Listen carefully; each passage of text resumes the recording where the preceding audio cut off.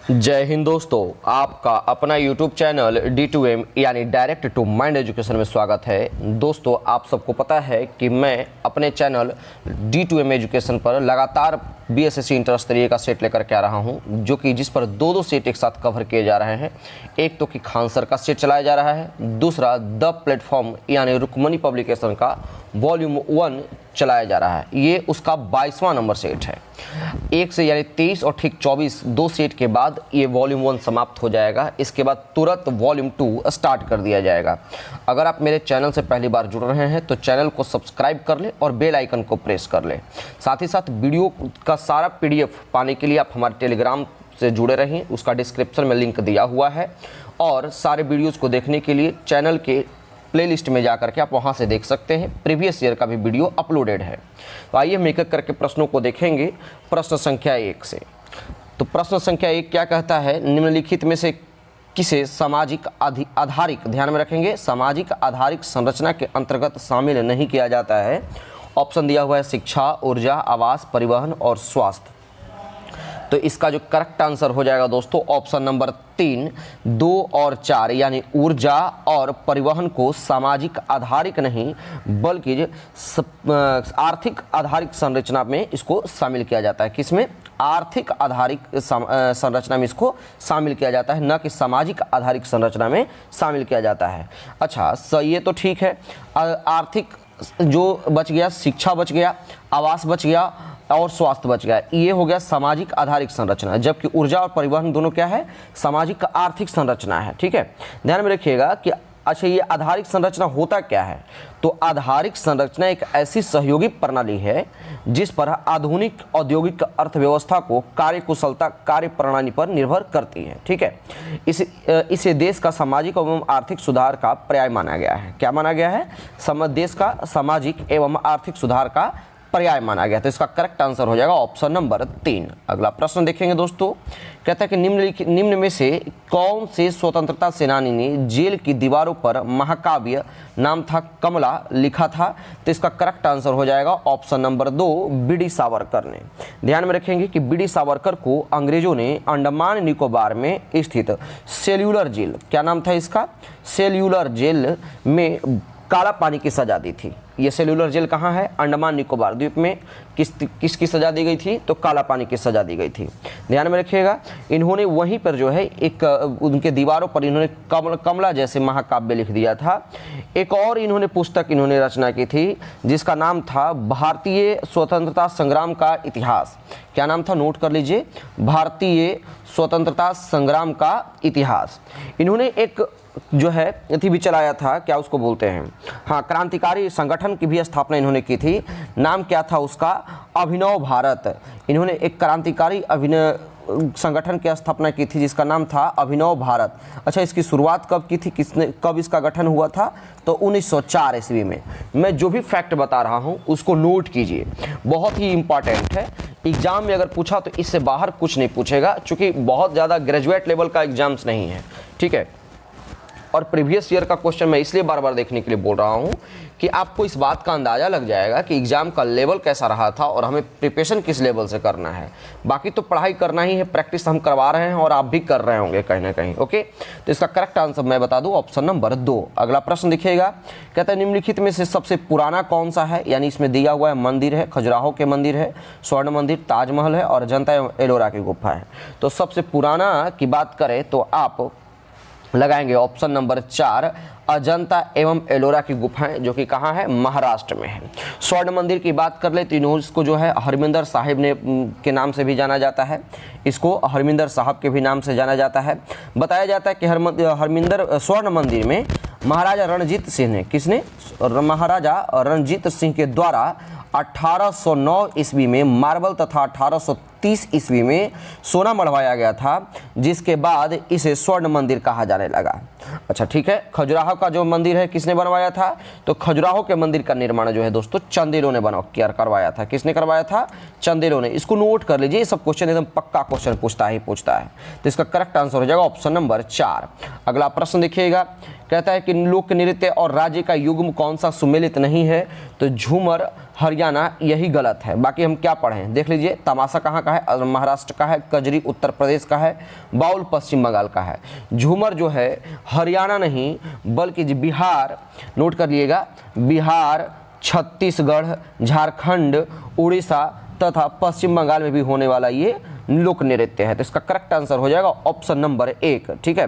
अच्छा, ये लोक नृत्य जो है वो तब मनाया कब जाता है, किस त्योहार में कब प्रस्तुत किया जाता है? तो इस नृत्य को जो है फसल के मौसम में एवं त्योहारों के दौरान जो है इसको प्रस्तुत किया जाता है। तो इसका करेक्ट आंसर हो जाएगा ऑप्शन नंबर 1। अगला प्रश्न है, मुद्रा राक्षस नाटक के लेखक कौन है? तो करेक्ट आंसर लगाएंगे, मुद्रा राक्षस नाटक के लेखक जो है दोस्तों कौन है? विशाख दत्त है। इनका एक और पुस्तक था जो आप, मुद्रा राक्षस तो आपके जुबान पे रहता होगा, विशाख दत्त आपके जुबान पर रहता होगा। एक और इनका फेमस बुक था, वो नोट कर लीजिए, देवी चंद्रगुप्तम। क्या नाम था इसका? देवी चंद्रगुप्तम और मुद्रा राक्षस, दोनों जो है विशाख दत्त ने ही लिखी थी। अच्छा, एक बुक इनका भी देख लेते हैं। कौटिल्य, जिसको आप चाणक्य कहते हैं, विष्णुगुप्त कहते हैं, इन्होंने अर्थशास्त्र की रचना की। कालिदास की बात कर ले तो इन्होंने मेघदूत, अभिज्ञान शकुंतलम, कुमार संभवम जैसे पुस्तकों की रचना की। भास की बात कर ले तो इन्होंने स्वप्न, नोट कर लीजिएगा, क्या नाम है इसका? स्वप्न सौदता। हाँ, स्वप्न सौदता जो है, स्वप्न सौ या कहीं भी स्वप्न सौदता भी मिलेगा कि इन्होंने रचना की थी। तो इसकी करेक्ट आंसर हो जाएगा ऑप्शन नंबर 4। अगला प्रश्न है कि संयुक्त राष्ट्र सुरक्षा परिषद के स्थायी सदस्यों की संख्या कितनी है? तो सबसे पहले मैं आपको बता दूं कि संयुक्त राष्ट्र सुरक्षा परिषद में कुल सदस्यों की संख्या 15 है, जिसमें 5 स्थायी हैं और 10 अस्थायी हैं। तो इसका करेक्ट आंसर तो ऑप्शन नंबर 1 मिल गया। अच्छा, 5 स्थायी सदस्यों में है कौन कौन? तो हम आपसे पूछे कि सबसे बड़े बड़े कंट्री का आप नाम लीजिए, मैं याद आपको करवाऊंगा, ठीक है, रटवाऊंगा नहीं। तो सबसे बड़े बड़े कंट्री के नाम में आपको सबसे पहले आपका नाम आएगा अमेरिका, रसिया और चाइना। अमेरिका, रसिया और चाइना, ये तो 3 ठो ठीक हो गया। इसके बाद 2 ठो आप और जोड़ लीजिए, कौन कौन? तो फ्रांस और ब्रिटेन। फ्रांस और ब्रिटेन, इसमें प्रयुक्त की जाने वाली भाषा कौन कौन है? तो ये भी देख लीजिए। अच्छा, अमेरिका का क्या होगा? अंग्रेजी हो जाएगा। और रसिया है तो रसियन लिख लीजिए, और रसिया हो गया तो फिर चाइना है तो चाइनीज लिख लीजिए। फ्रांस है तो फ्रांसीसी लिख लीजिए। एक और जोड़ लीजिए, अरबी और स्पेनिश। ये सब जो है संयुक्त राष्ट्र परिषद में प्रयुक्त की जाने वाली भाषा है। ठीक है, तो इसका करेक्ट आंसर क्या हो जाएगा दोस्तों? Option number 1। अगला प्रश्न है, हीराकुंड बांध जो है कहाँ स्थित है? तो महानदी पर जो है गुरुत्वीय बांध है, असम में ये स्थित है। ध्यान में रखिएगा, इसका करेक्ट आंसर हो जाएगा ऑप्शन नंबर 1। अगला प्रश्न देखेंगे क्या कहता है। ये जनसंख्या संबंधित क्वेश्चन है। तो अभी 2021 का तो पूरी तरह से आंकड़ा आया नहीं, जनसंख्या गणना हो नहीं पाया है, तो फिर भी इसलिए जो है 2011 से क्वेश्चन पूछेगा ही पूछेगा, और ये मोस्ट इंपॉर्टेंट पॉइंट है। और मैं जो भी फैक्ट बता रहूँगा वो इससे भी ज़्यादा इंपॉर्टेंट है। कहता है कि वर्ष 2001 से 2011 के मध्य बिहार में औसत दशकीय जनसंख्या वृद्धि दर कितनी रही है? तो बिहार में औसत 10 की जनसंख्या वृद्धि दर की बात पूछ रहा है, तो आप आंसर लगाएंगे ऑप्शन नंबर 3, 25.1%। ठीक है, अगर भारत में 10 की वृद्धि की बात करेगा तो आप 17.7% लगाएंगे। ठीक है। अच्छा, प्रश्न है कि भारत में सर्वाधिक वृद्धि दर वाला राज्य कौन सा था? तो उस समय सर्वाधिक वृद्धि दर वाला जो राज्य था दोस्तों वो मेघालय था। कितना हुआ था इसका वृद्धि? तो 27.9%। ये तो सबसे अधिक वृद्धि दर वाला हो गया। सबसे कम पूछे तो अरुणाचल प्रदेश। सबसे कम वृद्धि दर वाला राज्य कौन था? तो अरुणाचल प्रदेश। अच्छा, निगेटिव की ओर कौन गया था, यानी बढ़ने के बजाय घट गया था, जिसका रेशियो था, परसेंटेज था -0.58%। वो कौन सा राज्य था? तो वो था नागालैंड। नोट कर लीजिएगा, वो कौन था दोस्तों? नागालैंड। तो मैं जो भी फैक्ट मैं बताया हूं एकदम इसको ध्यान में रख लीजिए, जहां दिमाग में छपना है छप लीजिए, ये भी एग्जाम में छपे, छपेगा। तो इसका करेक्ट आंसर हो जाएगा ऑप्शन नंबर 1। अगला प्रश्न है कि नॉर्वे में अर्धरात्रि के समय सूर्य कब दिखाई देता है? तो नॉर्वे में जो है दोस्तों अर्धरात्रि के समय 21 जून को सूर्य दिखाई देता है।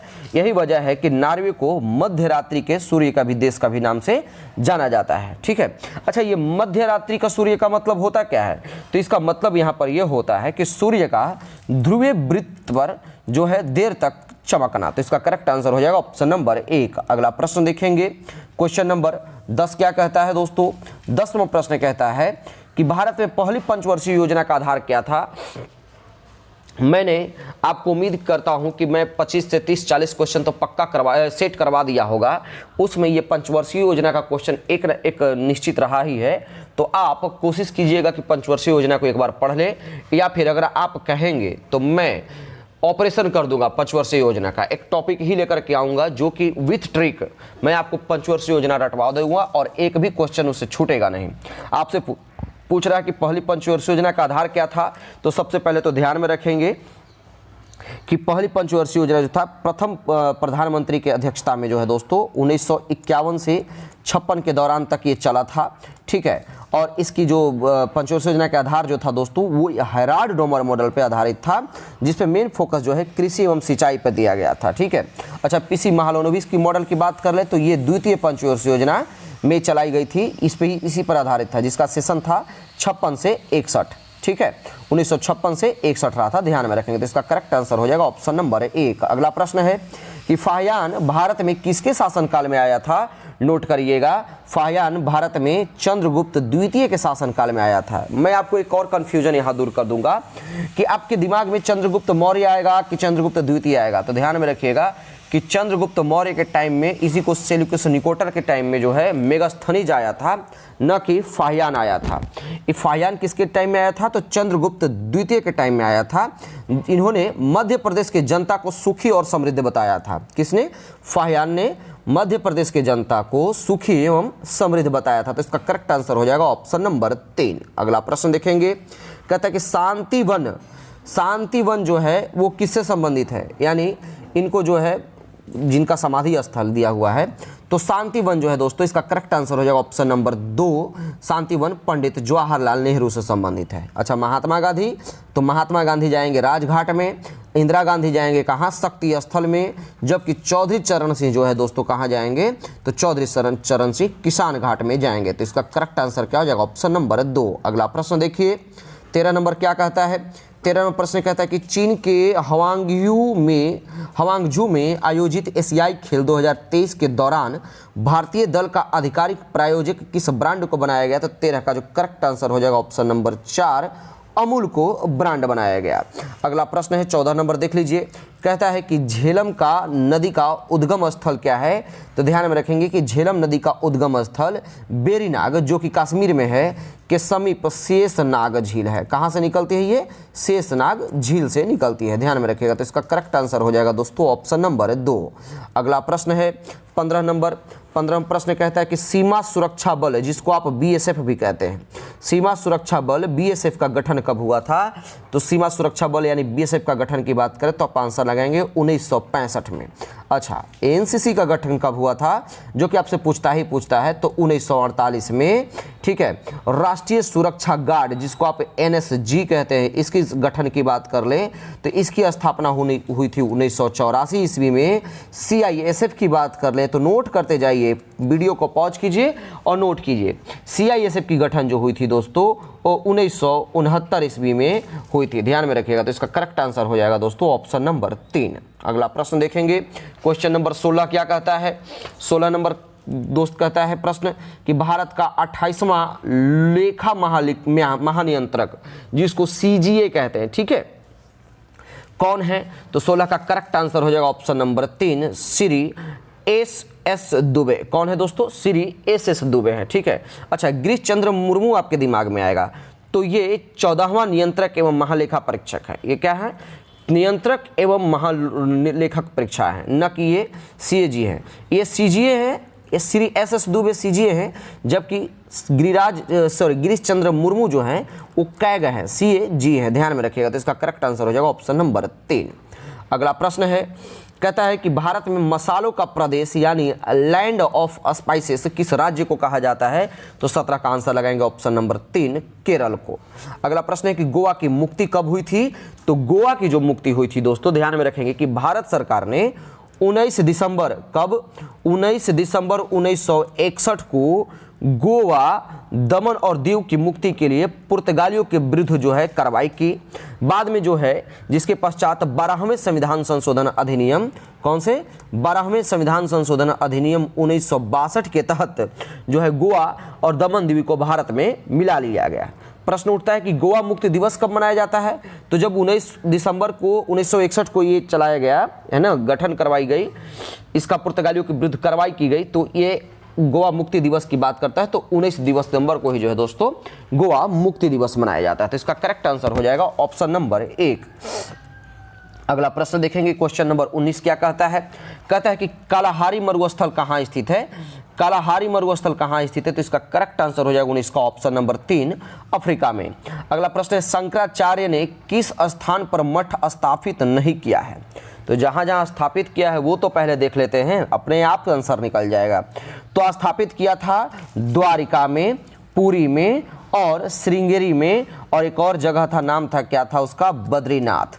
तो ये जब 4 जगह ही मठ का निर्माण किया था, स्थापित किया था, बच गया आंसर ऑप्शन नंबर 1 मथुरा में इन्होंने स्थापना नहीं किया था, गठन नहीं, हाँ स्थापित नहीं किया था अपने मठ को। अगर हम इसकी बात कर ले थोड़ा सा शंकराचार्य से संबंधित, तो शंकराचार्य का जो जन्म हुआ था वो केरल में हुआ था। कहाँ हुआ था? केरल में हुआ था 788 ईस्वी में। बाद में 32 साल के बाद यानी 820 ईस्वी में जो है दोस्तों इनकी मृत्यु हो गई उत्तराखंड के केदारनाथ में। अगर हम इनके गुरुजी की बात करें कि इनके गुरुजी कौन थे, इनके गुरु कौन थे, तो नोट कर लीजिएगा, जो कि मोस्ट इंपॉर्टेंट फैक्ट है, गोविंद योगी। कौन? इनके गुरु का नाम था योगी, गोविंद योगी। तो इसका करेक्ट आंसर हो जाएगा ऑप्शन नंबर 1। एक बार फिर से रट लीजिए नहीं बल्कि दिमाग में रख लीजिए कि शंकराचार्य ने कहाँ कहाँ मठ का स्थापित किया? तो द्वारिका, पुरी, श्रृंगेरी और दूसरा चौथा जो है वो केदारनाथ। अगला प्रश्न है कि कबीर के शिष्य कौन? कबीर किसके शिष्य थे? तो कबीर जो है दोस्तों स्वामी रामानंद के शिष्य थे। अगला प्रश्न देखेंगे कि कपास की खेती के लिए सर्वाधिक उपयुक्त मिट्टी कौन सी है? तो आंसर लगाएंगे 22 का ऑप्शन नंबर 1 काली मिट्टी जो है दोस्तों कपास के लिए उपयुक्त, सर्वाधिक उपयुक्त मिट्टी है। ये मिट्टी किस क्षेत्रों में पाई जाती है? तो गुजरात और महाराष्ट्र वाले क्षेत्रों में पाई जाती है, जिसके वजह से जो है दोस्तों ये काली मिट्टी को कपासी मिट्टी या फिर कपासी मिट्टी को आप रेगुर मिट्टी भी कहते हैं। ठीक है, तो इसका करेक्ट आंसर क्या हो जाएगा? Option number 1। अगला प्रश्न है कि अंतारा किस देश की समाचार एजेंसी है? करेक्ट आंसर लगाएंगे ऑप्शन नंबर 4 इंडोनेशिया का समाचार एजेंसी है। जापान का कौन सा है? तो क्योडो। नोट कर लीजिएगा दोस्तों, क्या है? जापान का क्योडो। अगला प्रश्न देखिएगा, अगला प्रश्न है क्वेश्चन नंबर 24 क्या कहता है दोस्तों? 24 नंबर प्रश्न कहता है कि निम्नलिखित में से नालंदा जिले का मुख्यालय कहाँ स्थित है? तो नालंदा जिले का पूछा है आपसे। तो नालंदा जिले का जो है दोस्तों मुख्यालय कहाँ है? बिहार शरीफ में। कहाँ है दोस्तों? बिहार शरीफ में। रोहतास का सासाराम, पश्चिम चंपारण का बेतिया, पूर्वी चंपारण का मोतिहारी, नवादा का जो है दोस्तों नवादा में ही मुख्यालय है, जबकि कैमूर जिले का भभुआ में मुख्यालय है। तो इसका करेक्ट आंसर हो जाएगा ऑप्शन नंबर 4। अगला प्रश्न है अस्कोट वन्य जीव अभयारण्य जो है किस राज्य में स्थित है? तो 25 का करेक्ट आंसर लगाएंगे। अस्कोट वन्य जीव अभयारण्य उत्तराखंड में स्थित है, ऑप्शन नंबर 3। अच्छा, इसमें कौन से जो है जानवर का संरक्षण किया जाता है? तो कस्तूरी मृग। कौन सा? कस्तूरी मृग, जिसको आप हिरण भी कहते हैं। तो इसका करेक्ट आंसर हो जाएगा ऑप्शन नंबर 3। अगला प्रश्न है क्वेश्चन नंबर 26 कहता है कि निम्नलिखित में से कौन सा कथन असत्य है? तो ऑप्शन तो दिया हुआ है, जरा देख लीजिए कि कहता है कि लॉर्ड हार्डिंग प्रथम का कार्यकाल भारत में 1844 से 1848 तक रहा। बिल्कुल सही है। ठीक, 1848 से 56 के में जो है इनके बाद कौन आ गया था? लॉर्ड डलहौजी आ गया था। इसके बाद क्या है? ये तो कथन सत्य है। अमरनाथ का मंदिर जो है महाराष्ट्र की बेसर शैली से निर्मित है। बिल्कुल सही है। इसके बाद क्या कहता है कि चोल शासकों के विषय में जानकारी मृक्षकटिकम नामक ग्रंथ में मिलती है। यही हमको ऑप्शन गलत मिल गया। ये इसमें चोल शासकों से संबंधित नहीं बल्कि ये मृच्छकटिकम गुप्तकालीन ग्रंथ लिखी हुई थी। कौन सा था, कब लिखा हुआ था, तो ये गुप्तकालीन पुस्तक थी, गुप्तकालीन ग्रंथ था। तो ये मृच्छकटिकम लिखा किसने था, तो मृच्छकटिकम जो है दोस्तों शूद्रक के द्वारा लिखा गया था।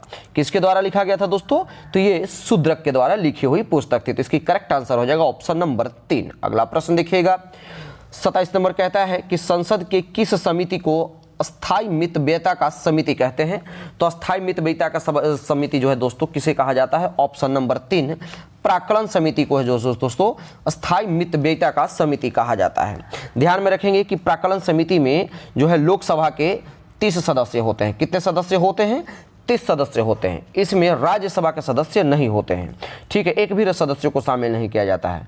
इनके सदस्यों की कार्यकाल कितनी होती है, तो मात्र 1 साल, 1 ईयर जो है दोस्तों इसके सदस्यों के कार्यकाल होते हैं। ध्यान में रखिएगा। अच्छा, तो लोकसभा, ये तो प्राक्कलन समिति हो गया। लोक लेखा समिति में कुल सदस्यों की संख्या कितनी होती है, तो लोक लेखा समिति में टोटल 22 सदस्यों की संख्या होती है, जिसमें से 15 प्लस में 7 यानी 15 लोकसभा से और 7 राज्यसभा से। तो इसका करेक्ट आंसर क्या हो जाएगा, इनके भी सदस्यों की संख्या जो है कार्यकाल 1 वर्ष ही होता है, ध्यान में रखिएगा। तो इसका करेक्ट आंसर क्या हो जाएगा, ऑप्शन नंबर 3 प्राक्कलन समिति। अगला प्रश्न देखिएगा, कहता है कि अकबर ने तीर्थ यात्रा कर कब समाप्त किया था। नोट कर लीजिएगा कि अकबर ने तीर्थ यात्रा कर समाप्त जो है दोस्तों 1563 ईस्वी में किया था, जबकि 1575 ईस्वी में इन्होंने इबादत खाना की स्थापना की थी। किसकी स्थापना की थी, तो इबादत खाना की स्थापना की थी। मैं जो भी इंपॉर्टेंट फैक्ट है मैं बताते जा रहा हूं, आप भी इसको पढ़ते जाइए, सुनते जाइए, जो भी काम कर रहे हैं चला दीजिए, आपके लिए बहुत ही फायदेमंद होगा।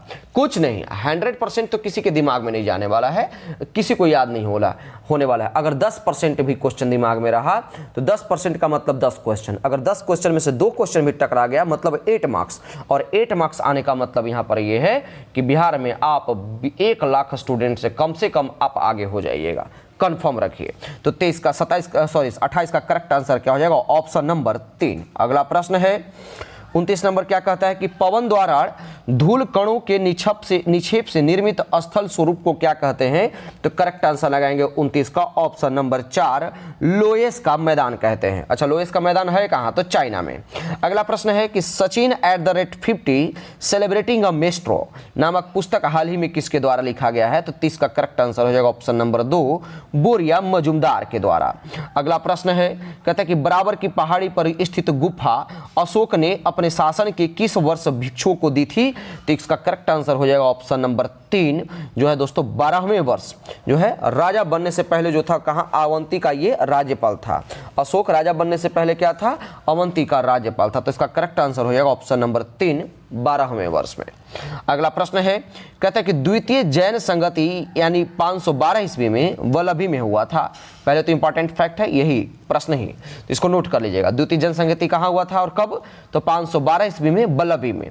इसके अध्यक्ष कौन थे, तो इसका करेक्ट आंसर लगाएंगे ऑप्शन नंबर 1 देवाधिक क्षमा श्रवण। ठीक है, ये द्वितीय के, जबकि प्रथम के कौन थे, स्थूलभद्र। तो इसका करेक्ट आंसर हो जाएगा ऑप्शन नंबर 1। अगला प्रश्न देखिएगा, कहता है कि लॉर्ड कॉर्नवालिस ने 1793 ईस्वी में इस्तमरारी बंदोबस्त प्रथा प्रारंभ किया था। कहाँ, तो ध्यान में रखेंगे इसी इस्तमरारी प्रथा को जमींदारी प्रथा भी कहते हैं। तो ध्यान में रखिएगा कि ये जो प्रथा थी वो बिहार में चलाया गया था। कहाँ चलाया गया था दोस्तों, तो ये बिहार में चलाया गया था।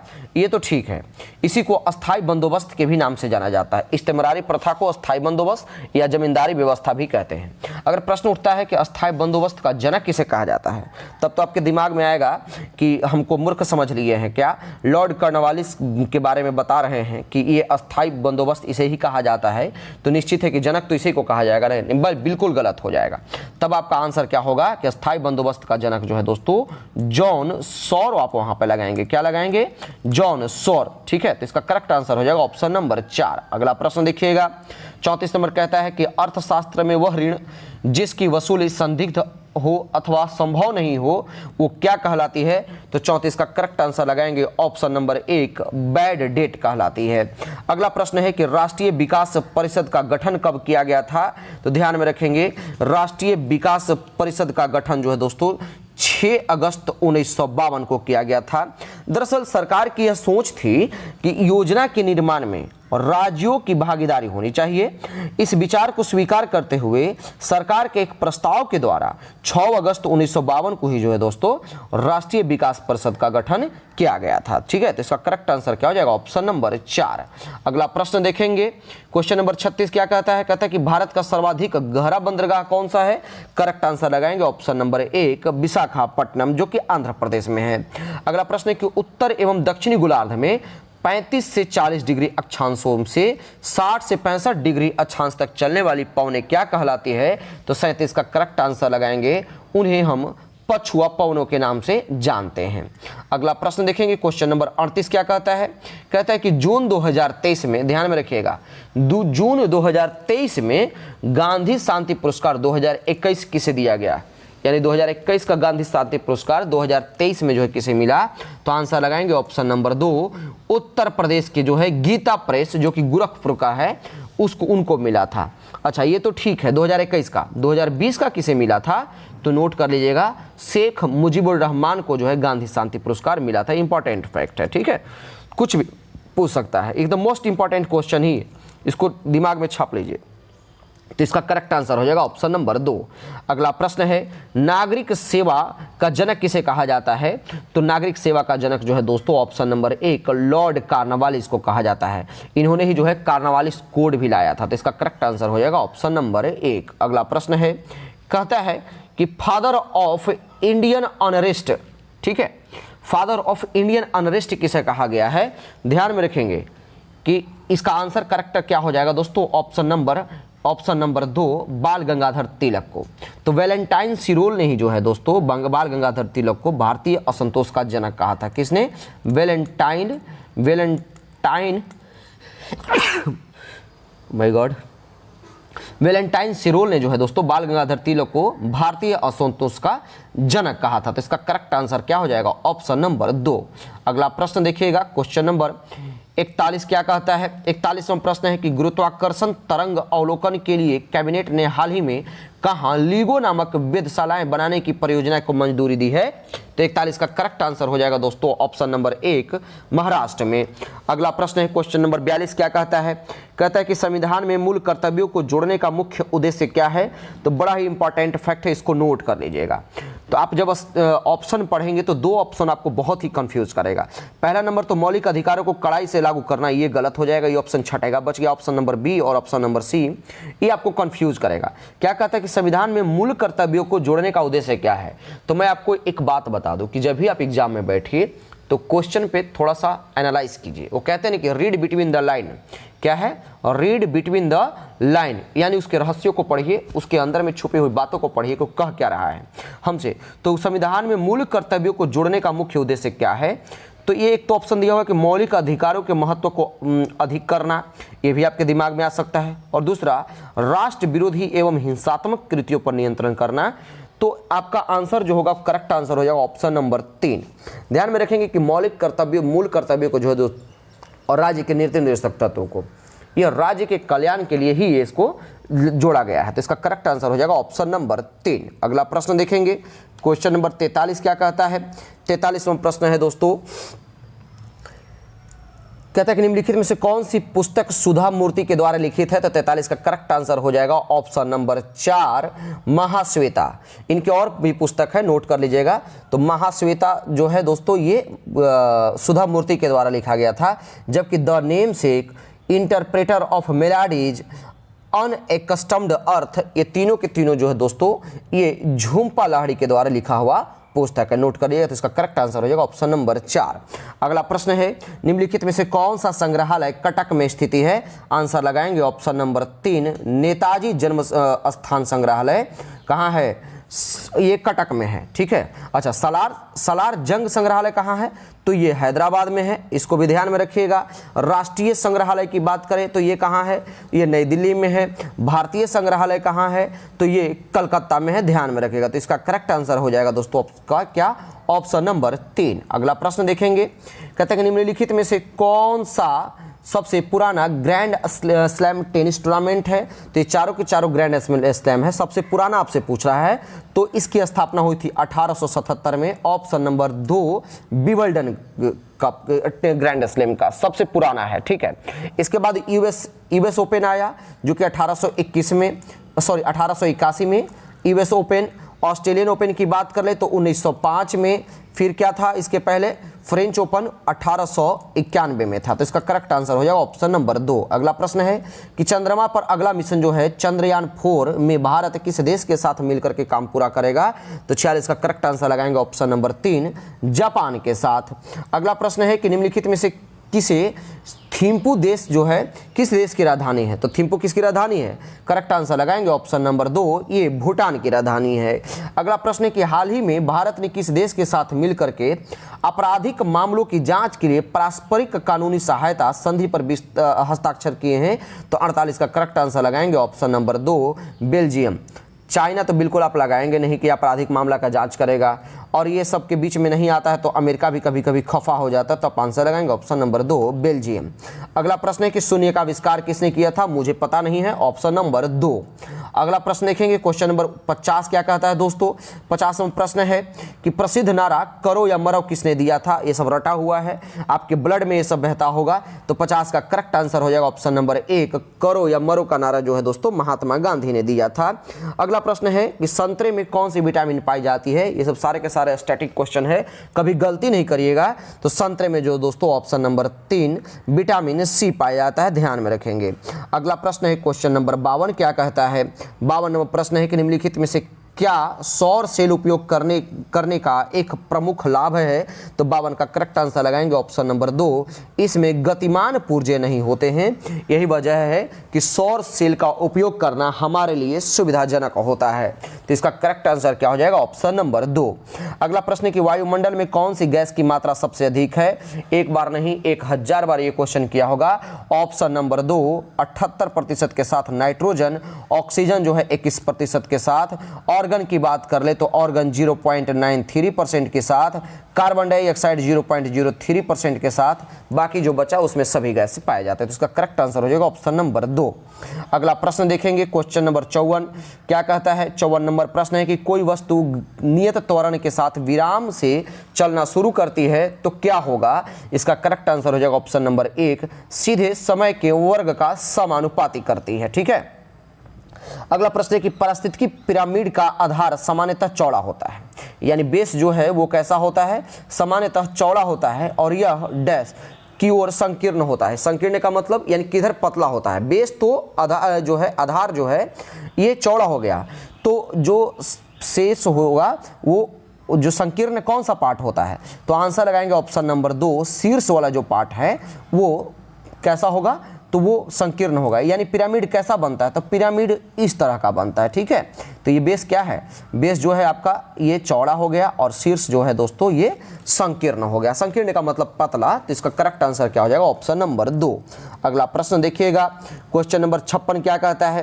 कहता है कि कोई ऊष्मा इंजन 527 डिग्री सेल्सियस पर सूरज से ऊष्मा लेता है और 27 डिग्री सेल्सियस पर वायुमंडल को ऊष्मा लौटा देता है, तो इंजन की दक्षता क्या होगी? तो सबसे पहले तो आपको मैं बता दूं कि इसको सॉल्व कैसे करना है।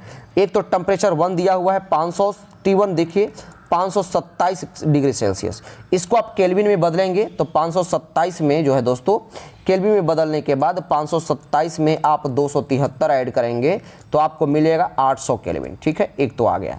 T2 क्या करेंगे? उसी तरह से 27 में आप 273 ऐड करेंगे तो आपको मिलेगा 300 केल्विन। अच्छा, दो ठो तो मिल गया। अब एफिशिएंसी की बात कर रहा, दक्षता की बात कर रहा, तो फॉर्मूला ही होता है क्या? एफिशिएंसी इक्वल्स टू क्या? T1 माइनस में T2 divided by T1। Percentage निकालना है ना, तो जो आप मैथ का फॉर्मूला लगाते थे लगा दीजिए। तो 800 माइनस 300 डिवाइडेड बाई 800 मल्टीप्लाई 100, तो आपको डायरेक्ट फॉर्मूला आंसर निकल करके आएगा 62.5%। ऑप्शन नंबर 2 इसका करेक्ट आंसर हो जाएगा। अगला प्रश्न देखेंगे, कहता है कि दालचीनी पेड़ के किस भाग से से एकत्र की जाती है? आंसर लगाएंगे दालचीनी छाल से प्राप्त होता है। अगला प्रश्न है कि सुक्रेज नामक एंजाइम शर्करा को बदल देती है किसमें? तो सुक्रेज नामक एंजाइम जो है दोस्तों शर्करा को ग्लूकोज और फ्रक्टोज में बदल देता है। तो इसका करेक्ट आंसर हो जाएगा ऑप्शन नंबर 1। अगला प्रश्न है क्वेश्चन नंबर 59, कहता है कि यदि पृथ्वी अपने अक्ष के परितः तेजी से घूमने लगे तो प्रत्येक स्थान पर यानी ध्रुवों को छोड़ करके वस्तुओं के भार में क्या परिवर्तित होगा? तो ध्यान में रखेंगे ऑप्शन नंबर 3, हर एक जगह पर जो है ध्रुव को छोड़ करके भार में कमी हो जाएगी। एक चीज का और ध्यान में रखिएगा कि पृथ्वी के सतह से ऊपर या नीचे जाते हैं, या तो अगर आप ऊपर जाते हैं या नीचे जाते हैं तो जी का मान हमेशा घटेगा, ठीक है, जबकि ध्रुवों पर जी का मान क्या होता है? हमेशा मैक्सिमम होता है, जबकि विषुवत रेखा पर जी का मान सबसे कम होता है। ध्यान में रखिएगा। तो इसका करेक्ट आंसर हो जाएगा ऑप्शन नंबर 3। अगला प्रश्न है यूरेसिल कहां पाया जाता है? आंसर लगाएंगे ऑप्शन नंबर 4, आरएनए में यूरेसिल पाया जाता है।